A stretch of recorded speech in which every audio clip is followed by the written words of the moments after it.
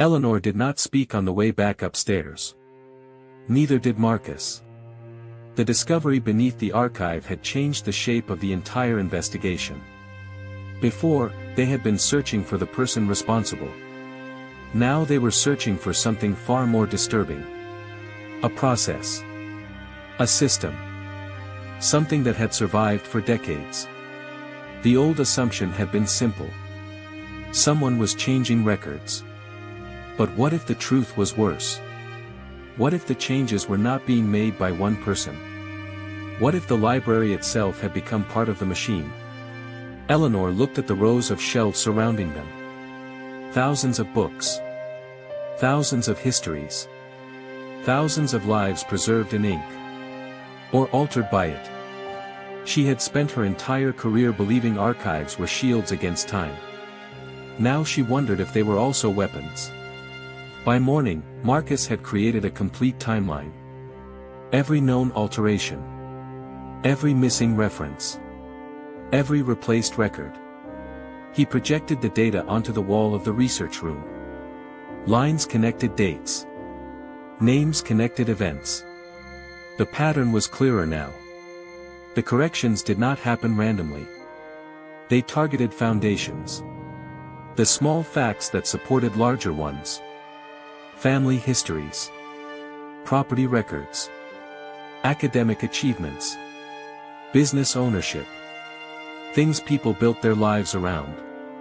They're not changing history, Marcus said. Eleanor looked at him. They're changing consequences. Exactly. A single altered sentence in an old book could change a genealogy record. A genealogy record could affect inheritance. An inheritance could affect ownership. Ownership could affect companies. Companies affected thousands of people. The smallest change could travel for generations. Like a crack spreading through glass. The first real evidence came from an unexpected place. An email. Sent to Eleanor. No subject. No explanation. Just an attachment. A scanned family tree. At first she thought it was another warning. Another attempt to confuse them. Then she saw the name at the top. Bellamy. The family whose history had started everything. She opened the document. A genealogy chart. Thomas Bellamy. Children. Grandchildren. Great-grandchildren. Except the names changed depending on which line she followed. Some branches existed in one version. Not another. One person disappeared entirely. Another appeared with no record of birth. Eleanor enlarged the document. At the bottom was a note. Who owns the past owns the future. She felt a familiar unease. The phrase was not threatening. It was instructional. As if whoever wrote it believed they were stating a fact. Marcus looked over her shoulder. Where did this come from? No idea. Can you trace the sender? He checked. Nothing. No address. No metadata. The file had arrived without a source. Another impossible digital ghost. They decided to investigate the Bellamy family directly. Not through archives. Through living people. If records were unreliable, memory might offer another perspective. The current Bellamy family was small. Most descendants had moved away. Only one remained in the city. Eleanor found him through a public directory. James Bellamy. A retired architect. Age 72. She expected resistance. Instead, he invited them in immediately. His house was filled with photographs. Paintings. Family objects. A lifetime of memories. James Bellamy studied Eleanor carefully. You've been looking into my family. It wasn't a question. Eleanor nodded. How did you know? The old man smiled sadly. Because people only search for Bellamys when something is wrong. That answer unsettled her. What do you mean? James walked toward a cabinet. He removed an old photograph. This belonged to my father. The picture showed a group of men standing outside a shipyard. A younger Thomas Bellamy. A worker. A businessman, the caption on the back read.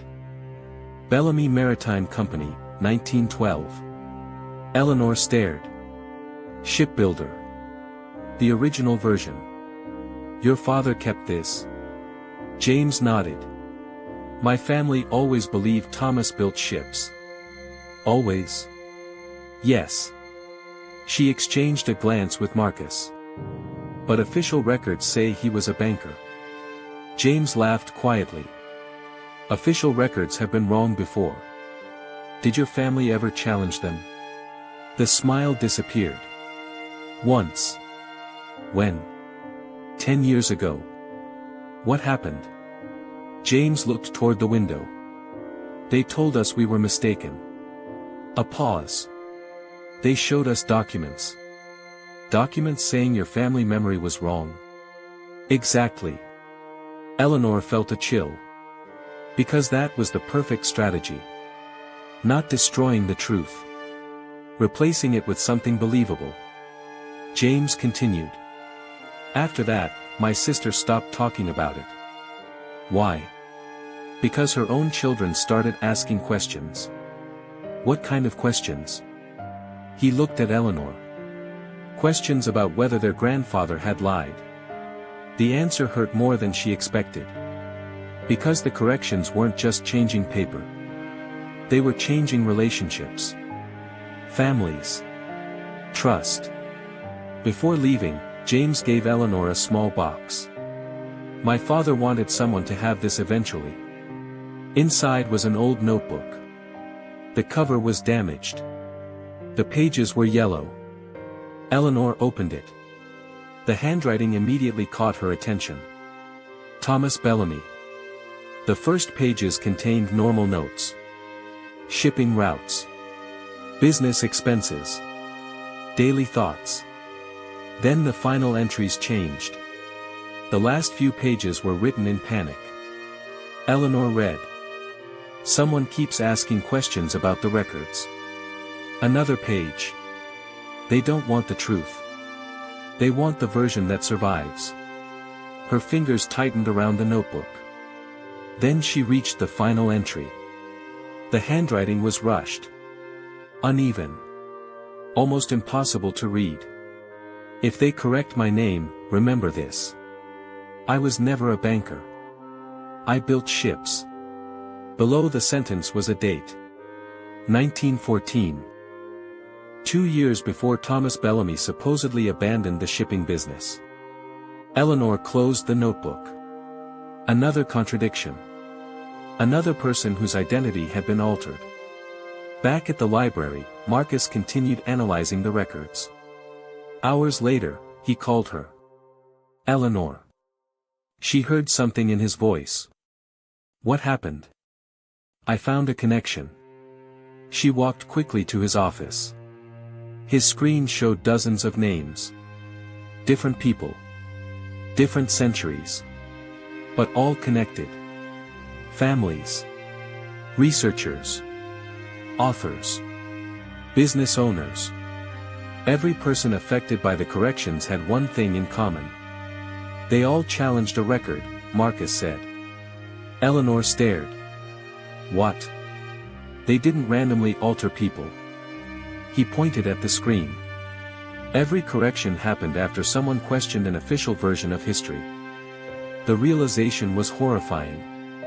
The system was not preserving history. It was protecting itself. Anyone who challenged the accepted record became a problem. And problems were corrected. Late that evening, Eleanor returned to her office. She needed to organize her thoughts. Instead, she found something waiting on her desk. A folder. No name. No label. She opened it. Inside were documents. Her own documents. Birth records. School records. Employment history. Every major event of her life. She felt her heartbeat slow. Why would someone give her this? Then she saw the first page. A birth certificate. The name was correct. The date was correct. Everything seemed normal. Until she noticed the mother's name. Her mother's name. It was different. Eleanor stared. Impossible, she knew her mother. She knew her family. She knew her own life. She searched the next document. Same change. Then another. Same. Someone had altered her records. Not the library's. Hers. The room became silent. For the first time, the mystery stopped being about other people. It was about her. Her identity. Her life. Her past. Her hands trembled as she opened the final page. A handwritten note waited inside. The handwriting was familiar. Arthur Finch. Only one sentence. Now you understand what happened to me. Eleanor remained seated long after she finished reading the note. Now you understand what happened to me. Arthur Finch's words sat on the page like a confession. Or a warning. She read them again. Then again. The handwriting was unmistakable. The same careful letters. The same slight pressure marks from the pen. The same habit of leaving too much space between certain words. Arthur had written this. But when? And how? The question disturbed her more than anything else. Because if Arthur had known her records would be altered. If he had prepared this for her. Then he had expected this moment. He knew someone would come after her. He knew they would try to erase her. Eleanor looked at the documents spread across her desk. Her entire life reduced to paper. A collection of official statements saying who she was. But what if some of those statements were wrong? What if identity was not something you possessed? What if it was something recorded? And what happened when the record changed? Marcus found her an hour later. He stopped in the doorway. One look at her expression told him something had happened. What did they do? Eleanor didn't answer immediately. She pushed the documents toward him. Marcus picked up the first page. His face changed. Then he read another. And another. Finally he looked up. Eleanor. I know. This can't be real. That's exactly what I thought. Marcus lowered the papers. Did you check the originals? She looked at him. What originals? Physical records. Not digital copies. The sentence reminded her of something. The Bellamy books. The old directory. The original sources. The places where corrections were harder to hide. She stood. You're right. Marcus followed. Where are we going?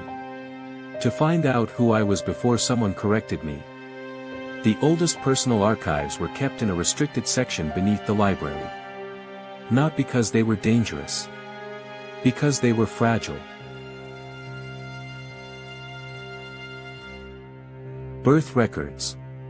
Private correspondence. Family collections. Documents donated by people who wanted their lives preserved. Eleanor had spent years working there. She knew every shelf. Every box. Every storage system. That knowledge suddenly felt different. She wasn't entering a collection. She was entering her own history. The box she needed was listed under her family name. She found it quickly. Too quickly. That bothered her. Someone had not removed it. Not yet. Inside were old letters. Photographs. Certificates. A childhood diary. Things she recognized. Things she remembered. For several minutes, relief returned. Maybe she had panicked. Maybe the documents upstairs were manipulated. Maybe her real history was still here. Then she found the photograph. A family picture. She was 6 years old. standing between her parents. The image looked normal.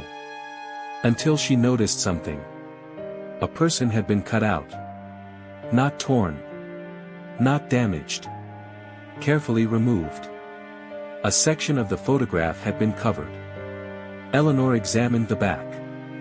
A date. A location. And 3 names. Her parents. And someone else. A 3rd name she did not recognize. Nathan Voss. Her hand froze. Her father. She knew that name. But the family stories never mentioned another Voss. Never. Marcus noticed. Who is Nathan? Eleanor couldn't answer. Because she didn't know. And that frightened her. They searched everything. Every letter. Every photograph. Every document. The name appeared only twice. Nathan Voss. Her father's brother. Her uncle. A person who, according to official records, had never existed.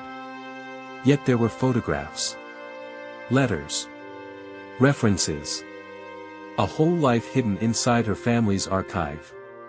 A life removed. Why would someone erase your uncle? Marcus asked. Eleanor shook her head. I don't know. Then she noticed something. A letter. Addressed to her father. The envelope was old. The handwriting was unfamiliar. She opened it carefully. Inside. Robert. You cannot keep pretending this didn't happen. The records will eventually change, but memories are harder to control. If they come for Nathan, protect Eleanor. She is the only person who still has a connection to the original archive. The letter was unsigned. But the meaning was clear. Her family had been involved long before she discovered the books. A sound interrupted them. A door closing somewhere nearby. Both turned. The archive corridor was empty. Did you hear that? Marcus nodded. He moved toward the exit. Eleanor, stay here. She almost argued. Then stopped. Because something about his voice made her listen. Marcus stepped into the hallway. Seconds passed. Then. Nothing. Eleanor released a breath. But when he returned, his expression had changed. What? He held up a small object. A library access card. Old. Damaged. He had found it on the floor outside. Eleanor took it. The name was faded. But still readable. Arthur Finch. The card belonged to him. The date stamped on the back made her blood run cold. It had been used yesterday. After Arthur disappeared, they followed the access trail. The card had opened a door deep in the basement. A room Eleanor had never seen. Which should have been impossible. The library's blueprints showed no room there. Marcus examined the lock. Hidden section. How? Old buildings change. He forced the door open. Inside was a small storage room. Not ancient. Not abandoned. Maintained. Someone had been using it. A single desk sat in the center. On it. Files. Hundreds of them. All labeled with names. Eleanor recognized several. Daniel Whitmore. Thomas Bellamy. Clara Whitmore, Arthur Finch. People connected to the corrections. She opened the first file. Inside were copies of old records. Original versions. Before corrections. Evidence. The room was not where information was destroyed. It was where information was preserved. The real history. Hidden. Protected. Then she found the largest file. The label made her stop. Her own name. Eleanor Voss. Her hands trembled as she opened it. Inside was everything. Her birth records. school documents, family history, and one page at the very top. A handwritten note. Not Arthur's. Someone else's. The message said. Correction status, incomplete. Eleanor stared. Incomplete. Meaning they had tried. But failed. Marcus looked over her shoulder. What does that mean? She turned the page. A second line appeared beneath it. Added recently. Subject remains resistant due to preserved memory sources. Eleanor felt cold. Preserved memory sources. Then she understood. The reason she was difficult to erase. The reason Arthur trusted her. The reason she noticed the changes. She wasn't special. She was protected. By something. Or someone. A noise came from the hallway. Footsteps.